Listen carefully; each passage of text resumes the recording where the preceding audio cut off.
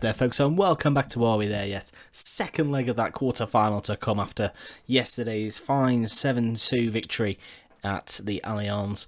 Just the one game to catch up on, a 5-2 victory as it turns out against Genoa. A couple of goals scored by this fella, Luca Gatti, who actually seems quite a decent little striker, Italian as well.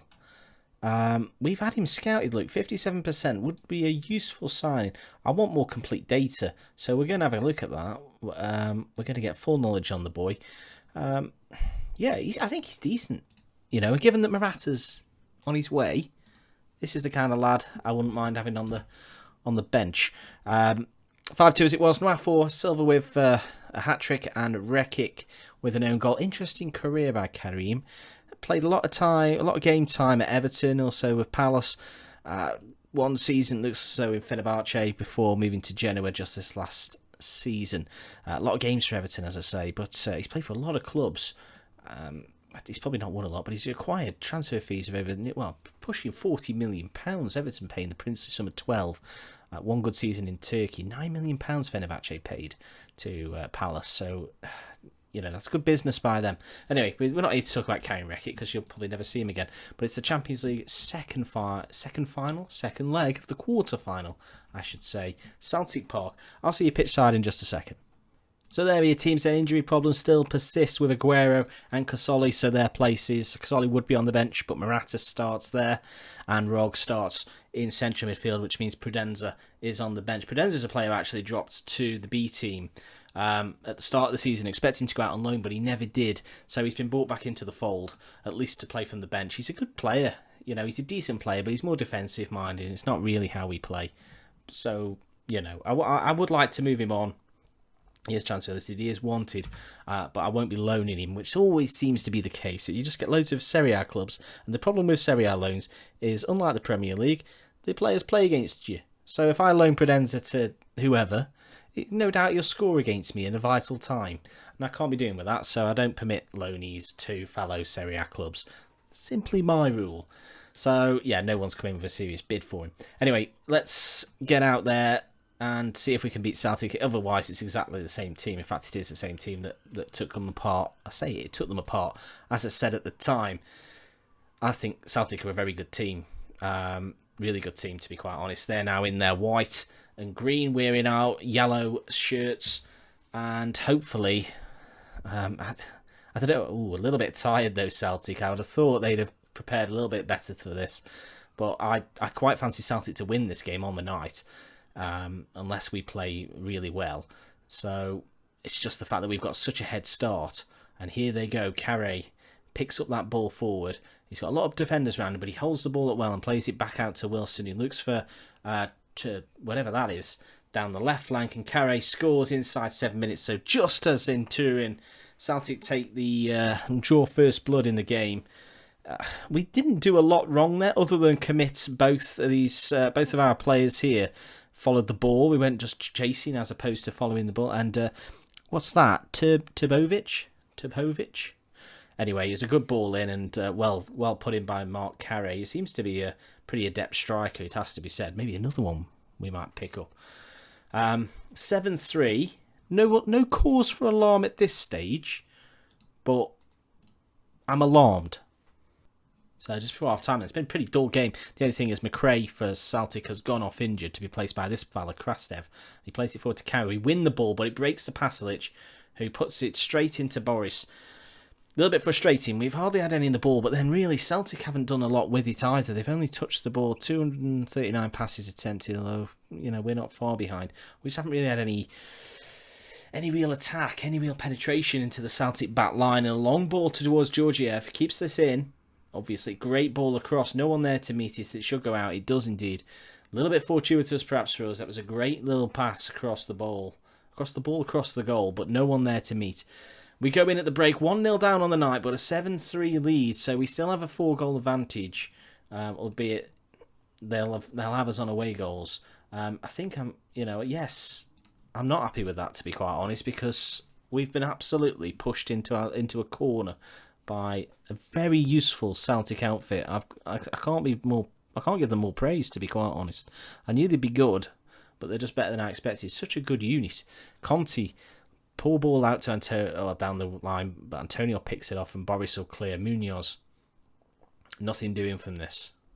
Hopefully tiredness becomes a key. They've got a lot of players on low conditioning already, and they're going to have to take them off at some stage.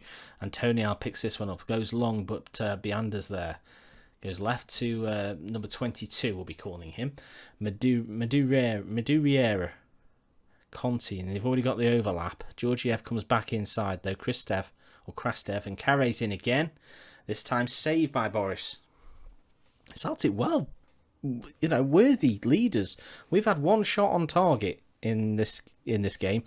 Celtic are absolutely, whatever they're doing, they're Leverkusen in it, to be quite honest. We've had a poor display. Throw in there, Luison throws it into Sergei. Rog on the edge of the penalty area, goes across to Munoz, plays it in, but it doesn't quite come off. Little bit of perhaps overplaying there by Celtic, but that's confidence throughout the team again. And Carre there, but loses out to Caldara. Nuafor now. It's time we did something. Let's do something now. Nuafor searches out the Rog. Crosses near post, but headed away. Pasalic. And here comes Celtic again. Outright to Georgiev. Conti now. And Krastev, see, they've unlocked. They've got out of a real difficult position there, albeit they've not turned it into their own attack yet.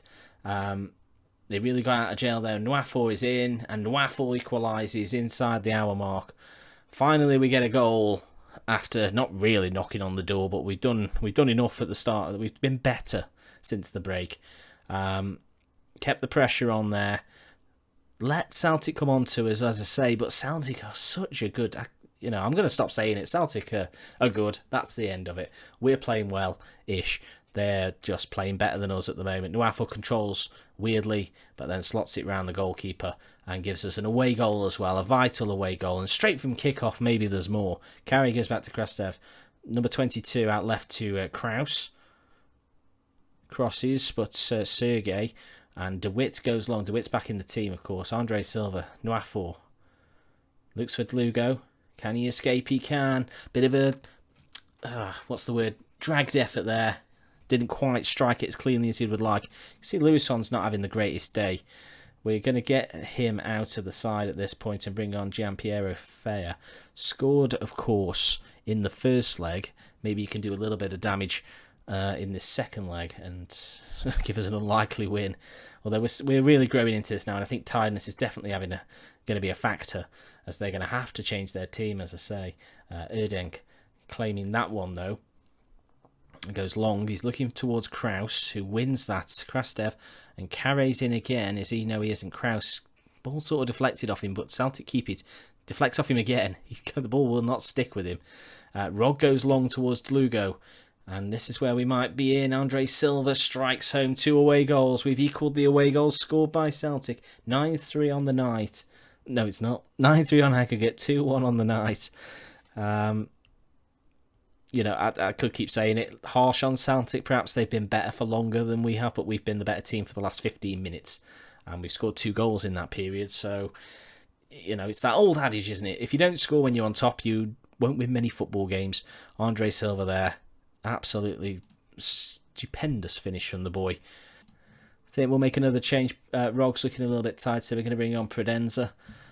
Hopefully he'll do something.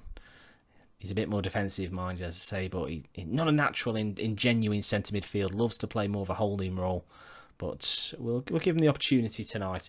Conte on this right side looks in the middle. Kraus scores 2-2 on the night. First real attack that Celtic have put together of any real note in this second half, and it results in a goal. And it's a good goal, because it's the kind of balls out to the flanks that we like to play. So we're sort of getting undone by a similar approach to ourselves. We win the header out, but on the edge of the penalty area. I mean, that's handball if ever I've seen it. But we'll move on from that. Kraus scores. Boris can't keep it out. Oh, there's more straight from kickoff. Even though it's 9-4 on aggregates, the action here is non-stop. Caldara goes left now to Antonio, left to Fea. He doesn't move forward though. He goes back to Antonio, and that's a really searching ball. But we managed to recover it. It was the next stage of play that we lost it. Conte for Celtic, as Celtic begin to build an attack, and it looks as I think Celtic are just a really confident team when they start to flow, and that's the poorest thing that Carey's done in the 2 legs. I think we're going to make one more change. There is tiredness creeping into our side now. We're going to get Berger on for DeWitt. Just a little bit fresh legs. So Jean Berger comes on. You can see the conditioning ratings for Celtic really low. They've had to take off some of their better players, and I think that's affected their rhythm, their fluidity. Sergei to Predenza goes right, looking for Munoz. I think if we win this game now, really. Lugo strikes the crossbar. Nwafor puts in the rebound. We didn't strike the crossbar going to this, just well saved. But Nwafor's on hand to turn in the rebound. Makes it 3-2 on the night and 10-4 in aggregate. I think we're there. Into the semi-finals we march. We are there, yeah.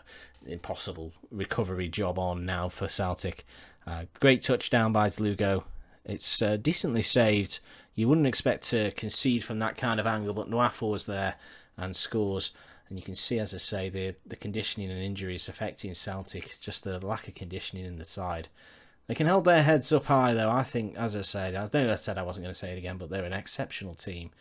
Nwafor, that really would have been a little bit of an insult to injury, but a good save from the Turkish, I assume he's Turkish goalkeeper for Celtic. And that should be game of just 20 seconds or so to go. Antonio, Sergei, Berger, back to Sergei. And inside to Predenza, but thwarted by the tackle. Nwafor turns his man, crosses, good cross in the end, but that'll go out for a throw-in. That will be the last action of the game. We go through Celtic Park, probably on its feet to applaud. There's more to it, actually. I thought that would be it. But yeah, Celtic Park absolutely on its feet to applaud. A fine display from their team. As I say, I'd be not hugging, but, you know, handshakes all around for their players. Is this boy Turkish? German? Well, yeah, he's both. So, you know, we're all together. Great times. We're through to the semi-finals. We'll tell the boys well done. I don't know when it is, the draw. Oh, it's this Friday. So stick with me. We'll get to the next round. You can see, the next round draw. You see Real Madrid overcame Barcelona, so that's one, and we're through to the semi-final. So the disappointment of last year has been replaced by the euphoria now of what could be an invincible, unbeaten season domestically, plus a Champions League potential victory. So let's stick with me. We'll get to the old draw. And the game is saving, so it's on auto. So yeah, I won't let come back in a second. Come back, come get yourself a cup of tea. Still waiting, viewers, because when you get to this stage in the game, saving takes a while. So go get yourself a biscuit to go with your cup of tea. There are the other quarterfinals played through. So Lyon overcoming Atletico, and PSG against Bayern victorious there. So into the next round go Real Madrid, Lyon, Paris and ourselves. Fingers crossed for Lyon. So here we go then. We're back in Switzerland for the old semi-final draw. Their teams, as I said, ourselves, Juve, Lyon, Paris and Real Madrid. So France, the heaviest or most highly represented nation left in the draw. Of course, no English teams. So that's odd, isn't it? In FM, usually English teams are absolutely boss Champions League, but not this time. Bayern won it last time, of course, so they're out as well, beaten by Paris. So let's have a look. We're first out again. We were first out against in the quarterfinal, and we drew Celtic. I'm not being disrespectful, but I'd love to play Lyon. It's Paris though, so we go to France anyway. Of course, we played Paris last year in the Champions League, and we finished above them in our group. So hopefully, we can manage that again. Though second leg at home, not what you want, but it is what it is. So Paris Saint-Germain are the next team that we face in our Champions League journey.